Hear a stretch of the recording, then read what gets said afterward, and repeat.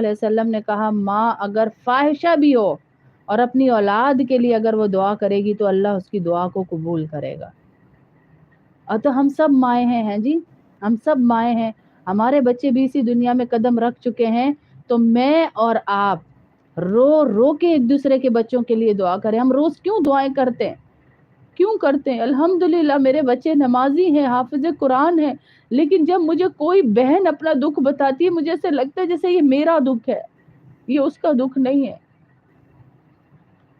تو اللہ ہمارے بچوں کو، سب کے بچوں کو حفاظت میں رکھے، اور جن کی اولاد نہیں اللہ انہیں بھی نیک صالح اولاد دے، نیک صالح اولاد.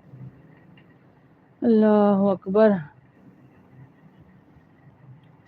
تو ہم بتا رہے تھے ایک مہینہ آنے والا ہے جس کو اللہ رب العزت کا خاص مہینہ کہا جاتا ہے، اور آج خوبصورت دن ہے، جمعے کا دن ہے.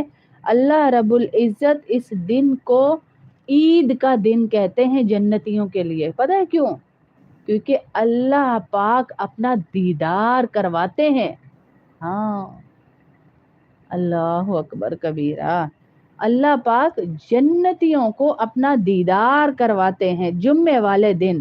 جو شخص جمعے والے دن سورہ کہف پڑھے گا، ایک جمعے سے لے کے اگلے جمعے تک اللہ پاک اس کی حفاظت فرمائیں گے تمام فتنوں سے، اور اس کے آگے آگے ایک نور چلے گا قیامت والے دن، جب ہر کوئی اندھیرے میں ہوگا وہ نور اسے جنت تک لے کے جائے گا.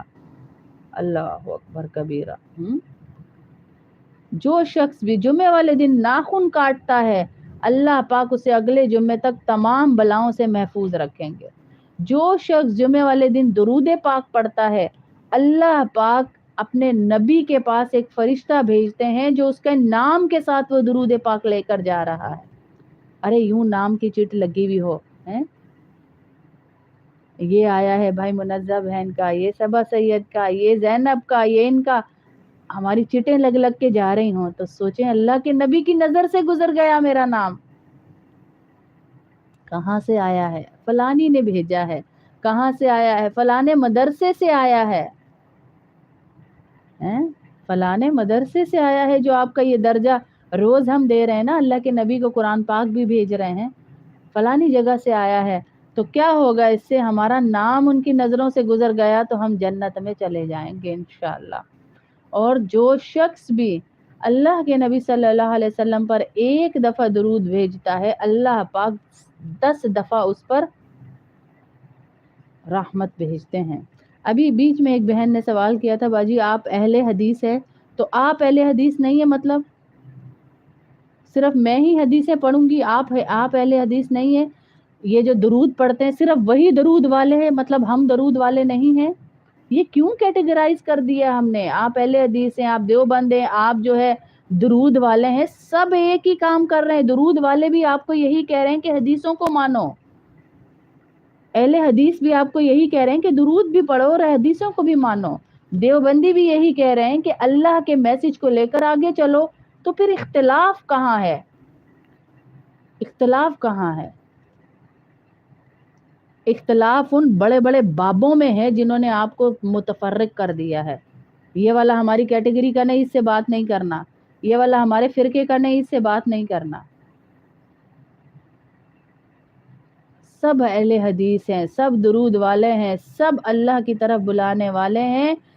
سجدہ سارے کے سارے کس کو کر رہے ہیں؟ اللہ کو کر رہے ہیں. اور اللہ نے ہمارا نام قرآن میں ایک رکھا ہے، جیسے میرے والد نے، آپ کے والدین نے آپ کے ایک نام رکھے ہیں نا، ہمارا بھی ایک نام رکھا ہے اللہ نے، وہ نام ہے مسلمان. اللہ ہمیں پکارتا ہے مسلم کے نام سے. آپ کہیں جائیں گے تو آپ کے مذہب میں کیا لکھا جائے گا؟ بریلوی، دیوبندی، اہل حدیث یا مسلمان؟ یا تو پھر آپ اپنے مذہب میں سے یہ مسلمان کا لفظ ہٹوا دینا، آپ لکھوائیں وہاں پر میں دیوبندی ہوں، میں بریلوی ہوں، میں اہل حدیث ہوں. مسلمان کو ہٹوا دیں آپ کہیں میں مسلمان نہیں ہوں. مسلمان تو وہ ہے جو سب کو اللہ کی طرف لے کر آئے، جو سب کو اللہ کی طرف لے کر آئے. تو اس لیے ان چیزوں سے نکلیے. ابھی کام بڑے بڑے پڑے ہوئے ہمارے، ابھی بہت سارے لوگوں کو، اپنے گھر والوں کو ابھی تو ہمیں نمازی بنانا ہے. کدھر پڑ گئے ہم؟ کن بحثوں میں پڑ گئے ہم ہیں؟ حضور صلی اللہ علیہ وسلم کا ارشاد